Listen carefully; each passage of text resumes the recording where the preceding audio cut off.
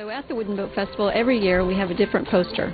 There's a competition in November where we come up with a theme, and then we ask artists from wherever to submit art, and the original art then becomes the brand, the thing identifying the Wooden Boat Festival each year.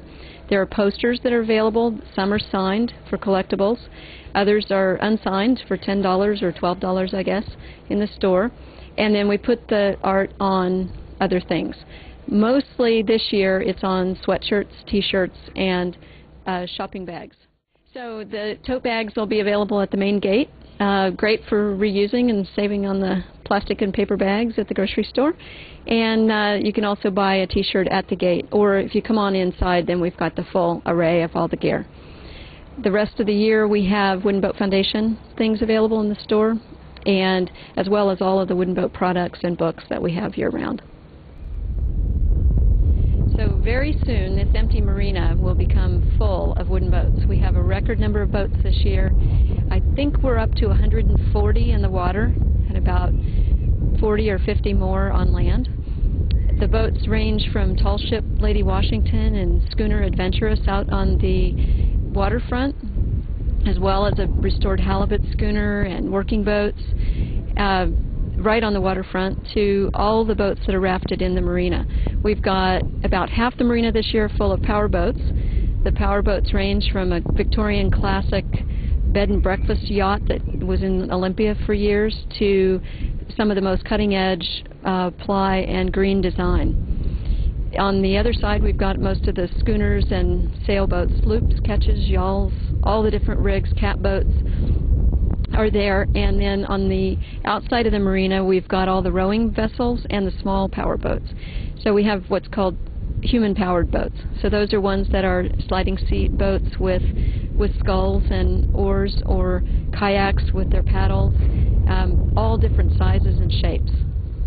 And people are welcome to go aboard all the boats. That's one of the hallmarks of this festival, is that it really, really emphasizes the public being able to meet the people who own and build and actually crew aboard the boat. So you go on board, you get to know them, you get to talk to them, and really see what it's like to have a boat. A lot of people also reconnect with boats they knew as kids or have seen in anchorages or boats they've seen in magazines for years.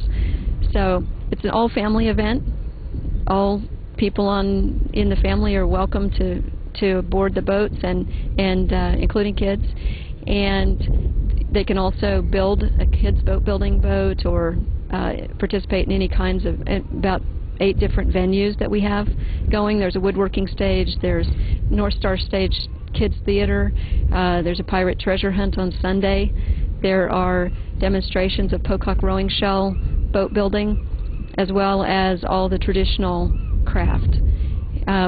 There's a tool demonstration area where Festool and other tool companies are, and all of those things are related, though, to boats. So all the exhibitors have to do with green products, art, or specific equipment and services that you find around wooden boat building.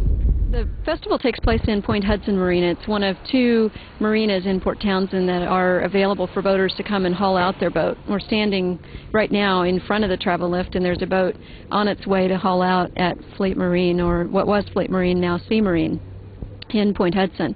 During the Wooden Boat Festival, this travel lift will work hauling out boats and also putting a boat in that's going to be renamed. That boat was originally built in Seattle in 1963 and was called Caveat. It was brought to Port Townsend, and we'll be renaming the boat, as it was donated to us last year, called Island Passage. We'll have a renaming ceremony on Friday night and then launch the boat back into the marina on this travel lift, and the folks who owned it back in 1963 will be here with their friends and family to go sailing during the sail by on Sunday. Other marina options in Port Townsend are bigger. Boat Haven at the other end of town is also called the Shipyard. There's a full commercial basin down there. There's a Coast Guard station. There are 400 slips and a haul out that can take up to 300 tons. So fish boats and ferries and anything that's up to 300 tons can be worked on there in steel, fiberglass, aluminum, as well as wood.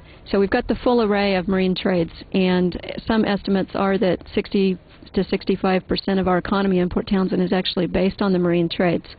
So a lot of the programs that we fund through the money raised at the Wooden Boat Festival actually support youth and adults getting into the trades, but specifically focused for us mostly with youth. And our programs start with 7 years old and go up to high school. Some of the programs do also have adult participation, and that's what you see off to my right in the longboats.